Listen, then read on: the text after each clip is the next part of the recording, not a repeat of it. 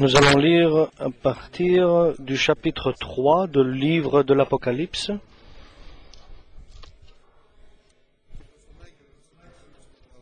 Chapitre 3, Apocalypse de Jean, et verset 14. Chapitre 3, verset 14. Écrit à l'ange de l'église de Laodicée. Voici ce que dit l'Amen, le témoin fidèle et véritable, le commencement de la création de Dieu. Je connais tes œuvres, je sais que tu n'es ni froid ni bouillant. Puisses-tu être froid ou bouillant? Ainsi, parce que tu es tiède, et que tu n'es pas froid ni bouillant, je te vomirai de ma bouche. Parce que tu dis, je suis riche, je me suis enrichi, et je n'ai besoin de rien. Et parce que tu ne sais pas que tu es malheureux, misérable, pauvre, aveugle et nu, je te conseille d'acheter de moi de l'or éprouvé par le feu, afin que tu deviennes riche, et des vêtements blancs, afin que tu sois vêtu, et que la honte de ta nudité ne paraisse pas, et un collier pour oindre tes yeux, afin que tu voies. Moi, je reprends et je châtie tous ceux que j'aime. Aie donc du zèle et repens-toi. Voici, je me tiens à la porte et je frappe. Si quelqu'un entend ma voix et ouvre la porte, j'entrerai chez lui et je souperai avec lui et lui avec moi.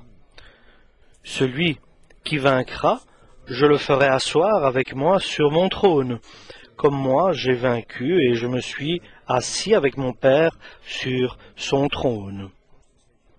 Que celui qui a des oreilles entende ce que dit l'Esprit aux églises. Voici une personne qui se regarde lui-même, il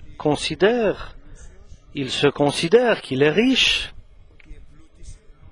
et qui s'est enrichi et que Dieu a permis qu'il ne soit en manque de rien, qu'il ne soit privé de rien, et qu'il pense et qu'il croit que le lendemain sera beaucoup meilleur et beaucoup mieux, et l'avenir sera parfait pour lui. Il a des attentes de lumière, des attentes de bénédiction. Il a des attentes personnelles et il attend d'être la fierté de Dieu. Et il a des raisons pour cela valables. Et il a des espérances qui sont valables et certaines. Et nous pouvons dire que nous ne savons pas non plus où Dieu l'a appelé, l'a choisi. Nous ne savons pas comment cette personne a été choisie par Dieu et l'a établi pasteur de l'Église. Et Dieu l'a béni énormément comme Saoul, le roi d'Israël dans l'Ancien Testament.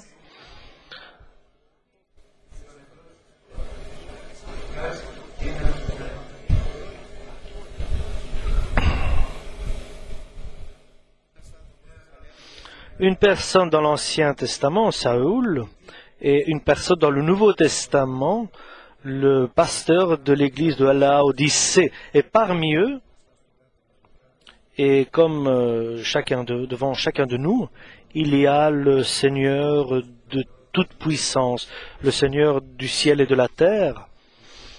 Aujourd'hui, Jésus-Christ est parmi nous. Et Jésus parle par son ange vers le pasteur de Laodicée en lui disant, « Moi je suis le vrai, le Amen. Moi je suis qui dit et que cela s'accomplit. Je suis celui qui dit et qui est. Je suis qui dit et qui ne fait jamais d'erreur. Moi, je suis le témoin fidèle pour chacun de vous. Je suis le témoin fidèle qui témoigne et qui témoigne pour vous. Comme Jean dit, nous nous confessons, nous témoignons pour tel qu'il a il a un bon comportement. Nous recommandons, et Dieu est celui qui bénit, et celui qui élève et édifie. Et ma bénédiction, dit Dieu, est vraie. Et je ne fais pas de distinction entre les personnes. Et je suis le début, le pouvoir de toute la création de Dieu, de tout ce qui est visible et invisible, de tout ce qui est naturel et, je pourrais dire, surnaturel, donc ce qui est spirituel. Et par moi a été tout créé et il m'a été donné tout pouvoir ici sur la terre et dans les cieux. Et c'est avec un Dieu pareil avec qui nous avons à collaborer. Et c'est un Dieu pareil que nous avons à faire pour que la parole et sa parole ne doivent pas être remis en question. Et Dieu nous dit, écoutez ma parole, ma bonne parole. Et c'est ce qu'il dit au pasteur de Laodicée. Il lui dit, écoute-moi avec attention. Sois attentif à mes paroles, moi qui est le Dieu du ciel et de la terre, écoute mes paroles. Moi je suis le témoin fidèle qui peut témoigner exactement. Et je te dis donc, toi, pasteur de Laodicée, je connais tes œuvres. Je sais très bien ce que tu fais. Ce que tu fais exactement, je le sais. Je connais les détails de ta vie. Je connais les détails et ce que tu caches et tes pensées cachées. Je les connais. Il n'y a rien qui est caché devant moi, dit Dieu. Et même tes rêves, je connais. Et même tes convoitises de ton cœur, je les connais. Les désirs de ton cœur sont connus de ma part. Et tout ce qui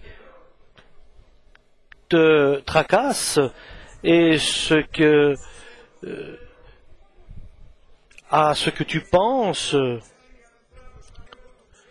et ce que tu penses aussi pour les autres, je le sais aussi, et il n'y a rien, mais rien, qui peut être caché de ma part, de ta part pour moi.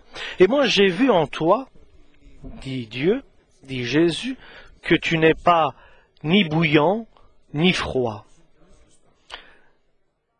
Avant tu étais bouillant, tu étais ardent, maintenant tu es tiède. Tu es tiède maintenant. Ton chemin, ton parcours et tes relations avec moi sont en chute. Ils sont en descente. Dans l'ardeur que tu avais pour moi, et lorsque tu avais cette ardeur, je t'ai élevé et je t'ai recommandé et je t'ai fait connaître aux autres. Et maintenant tu vois ce chemin, ce parcours qui descend. Un chemin, pas par ma bénédiction, parce que moi je désire toujours te bénir, mais un chemin que toi tu as choisi en rapport avec moi. Avant tu t'approchais différemment de moi, avant différemment tu avais un contact avec la parole, tu avais une lecture de la parole et tu te inondais dans le Saint-Esprit par la prière, et maintenant tu es différent. Et dans la parabole des 10 vierges, tous les 10 vierges dormaient. Toutes les 10 vierges dormaient. Et l'important, ce n'était pas qu'elles dormaient toutes les 10, mais l'important, c'est qu'ils n'avaient pas observé que si aux yeux de Dieu, ils étaient justes ou pas justes. Et personne ne peut savoir qu'elle peut savoir si elles sont sages ou insensées aux yeux de Dieu, Seulement, celui qui peut le voir, c'est celui qui est le témoin, qui a le pouvoir sur toute la création, devant qui tout est nu et visible. Et si nous l'approchons, alors nous saurons comment il nous voit et comment nous sommes. Et ce pasteur, l'ange qui est décrit ici de Laodicée, ne pouvait savoir comment Dieu le voit, comment Dieu le regarde et comment Dieu a changé ses projets pour lui. Et son arrogance, et nous pouvons dire que sa manière de se comporter a changé les projets de Dieu pour lui. Et cela, il n'aurait jamais su le comprendre, le savoir, si Dieu ne lui le révélait pas. C'est comme les 5 vierges insensées, ils n'ont jamais su ce que Dieu pensait d'elles, jusqu'à la fin. Et c'est triste que nous soyons là avec notre lampe allumée et nous attendons le Seigneur, et lorsque le Seigneur vient, et que à ce moment-là, notre lampe s'éteigne. Alors, vous savez que ce va se passer. La parole de Dieu nous dit, donnez gloire maintenant à Dieu avant que Dieu amène l'obscurité et avant que vos pieds trébuchent sur des obstacles à cause de l'obscurité. Maintenant, vous avez la lumière et faites attention que cette lumière ne se change pas en obscurité. Est-ce que nous comprenons combien les choses sont sérieuses? Et cela n'est pas pour certains, mais pour nous tous. Cette parole a des conséquences pour nous tous sans exception. Et je peux dire que personne parmi nous, il peut dire que je suis une exception. Moi, je suis en dehors de cela. Il pourra peut-être le dire s'il est dans l'ignorance. Et ni ce pasteur de Laodicée, qui était une église bénie, ni les 5 vierges insensées ne disaient que et ne pensaient que leur lumière va se changer en obscurité. Et Saül, le roi de l'Ancien Testament, ne savait pas que Dieu va ôter le Saint-Esprit qui était avec lui. Et ça, il ne pensait pas, il ne s'imaginait pas du tout que cela arriverait à eux-mêmes. Et cette ignorance, Dieu aujourd'hui nous la révèle. Cette faiblesse de savoir et de connaître les choses cachées qui sont devant Dieu, aujourd'hui, elles sont révélées à nous. Elles nous sont révélées aujourd'hui. Et la parole nous dit, réveillez-vous, vous qui dormez, parce que la nuit avance et le jour approche. Et soudainement on entendra, voici, Jésus arrive, le marié arrive pour les noces. Parce que demain, nous ne savons pas ce qui va arriver. Demain, peut-être nous entendrons l'appel de Dieu et peut-être que Dieu va nous appeler et va changer notre chemin. Et nous ne connaissons pas le demain et l'avenir. C'est pour cela, demain, peut-être Dieu va nous bénir. Et c'est ce que nous désirons et nous voulons tous. Et nous voulons la joie de Dieu. C'est pour cela nous accomplissons ce que Dieu demande. Ne vous gonflez pas. Ne soyez pas orgueilleux. Mais il est bon de dire, pardonne le pécheur que je suis. Ne vous gonflez pas. mais donnez gloire à Dieu, nous dit la parole de Dieu. Et surtout maintenant, bien précisément, Dieu parle au pasteur de Laodicée. Et tu dis que tu es riche. Tu dis que tu t'es enrichi et que tu n'as besoin de personne. Moi, je te dis que toi, tu es pauvre et insensé et malheureux. Ça, c'est ton avenir. Tu es pauvre. Ça, c'est ton avenir. Et tu es aussi aveugle. Ça, c'est ton avenir. Et tu es aussi nu. Parce que je vais te vomir de ma bouche. Je vais te rejeter. Je vais te renvoyer. Mais je te donne une occasion de te repentir et d'éviter tout ce que j'ai dit qui devrait arriver. À nous, à moi, et cela, bien sûr, c'est un message pour nous tous. Aujourd'hui, c'est un jour de repentance. C'est un jour de retour et de la crainte de Dieu. C'est le jour, un jour agréable à Dieu. Parce que la parole de Dieu peut nous faire revenir à lui dans cette relation avec lui et cette compréhension de notre faiblesse et cette compréhension du danger qui arrive devant nous et que la nuit passe et que le jour approche. Et le danger devient de plus en plus grand. Mais soyez confiants. C'est un jour de repentance et de retour et un jour de compréhension aujourd'hui. C'est pour cela, pour que tu ne deviennes pas et que tu ne te retrouves pas pauvre et nu.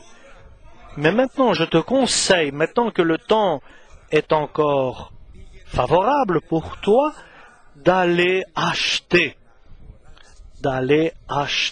Pas gratuitement, mais d'aller donner et de recevoir. Parce que maintenant, si tu ne donnes pas, tu ne prends pas. Si tu ne donnes pas, si tu ne payes pas, tu ne reçois pas. Tu vas payer, tu vas donner ton orgueil, ta prétention, ta gloire, ta richesse. Cette bénédiction que tu as eue, elles ne sont pas à toi.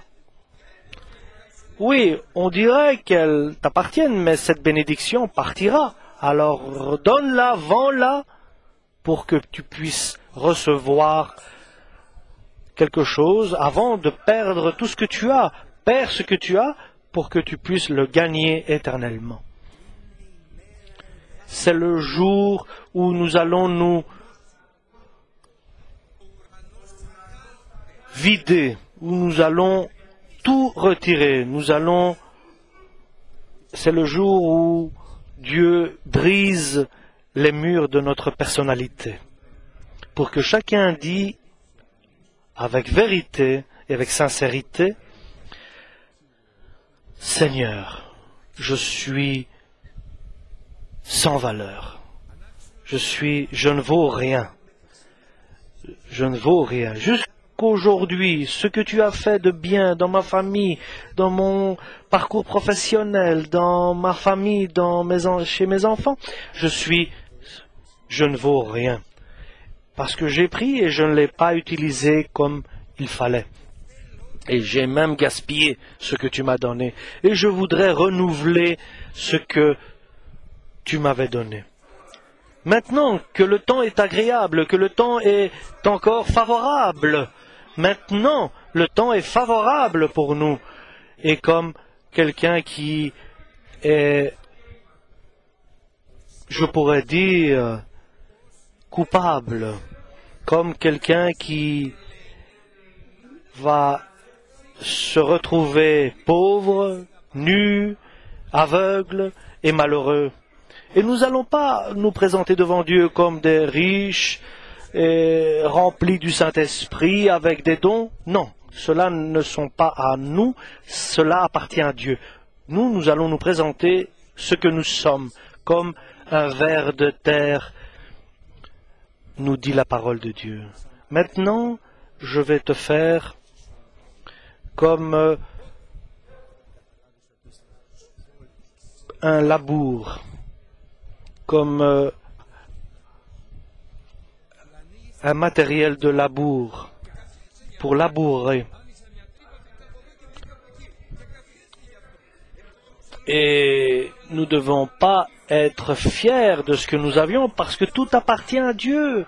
Et Dieu désire que nous puissions être là et que nous puissions labourer tout le sol qui est dur, où il y a des pierres, et que nous puissions labourer cette terre, ces rochers, cet endroit qui est dur. Ça, c'est la personne qui est bénie. C'est ainsi que Dieu désire nous bénir. C'est ainsi que désire Dieu nous rendre.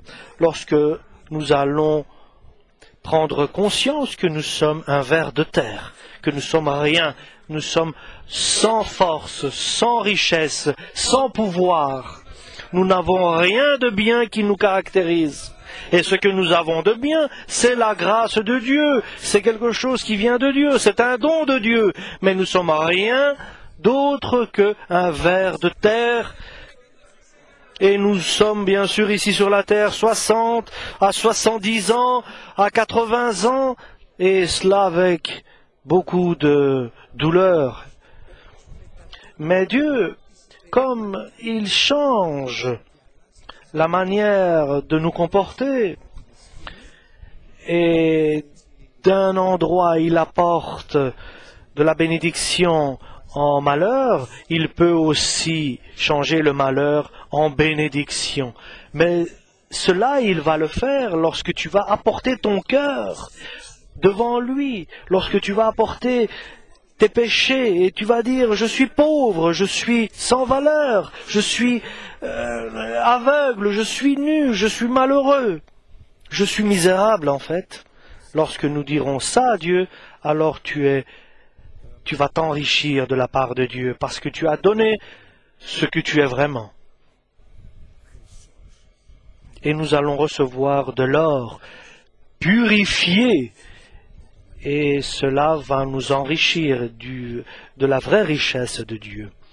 Pas avec une richesse de notre cœur et de ce monde présent, mais une richesse céleste, une richesse céleste, avec des bénédictions célestes.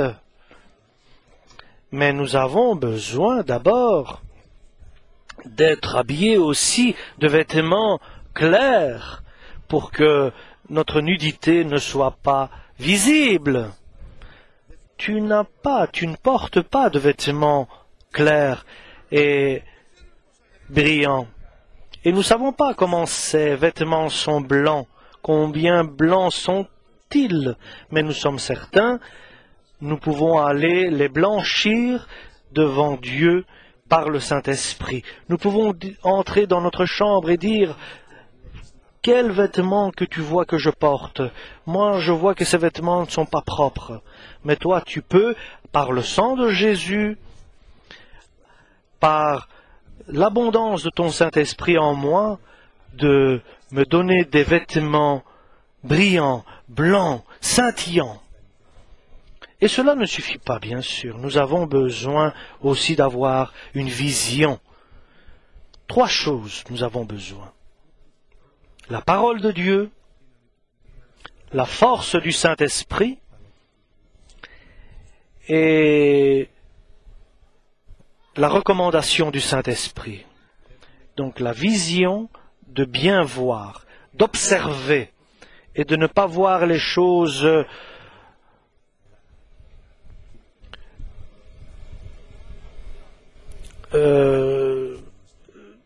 voilées. Et nous devons garder notre foi. Et Dieu vient nous consoler et vient nous encourager. Je ne viens pas vous dire ça parce que vous êtes les pires, mais je viens vous le dire parce que je vous aime. C'est pour ça que je vous fait des reproches, des remarques, parce que je vous aime, et c'est un amour éternel que j'ai envers vous. Je n'ai pas eu pitié de donner l'Égypte et Séva pour vous, et tout le monde entier. Je vous aime, je vous reprends, et je vous fais passer des épreuves, parce que je voudrais que vous soyez purs, que vous soyez comme une ceinture de lin, et que je la porte autour de moi. Et que je sois fier de vous, et que vous soyez ma fierté, et que je sois glorifié par vous, et que vous soyez ma gloire, vous, et que je sois heureux et joyeux, que vous soyez mon peuple. C'est pour cela que je vous fais tout cela. Parce que je vous aime, je fais tout cela pour que vous changiez. Alléluia. Gloire à Dieu. Ça, c'est l'amour de Dieu, chers frères et sœurs. Ça, c'est l'amour de Dieu pour nous rendre comme il désire.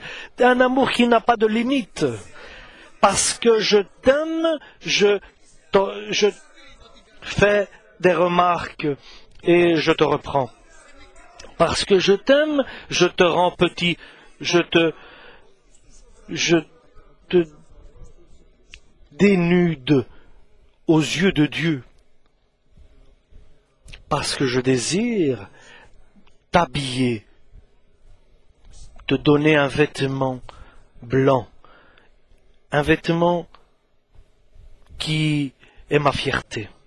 Et aujourd'hui, je peux vous dire, je me tiens devant la porte de ton cœur et je frappe.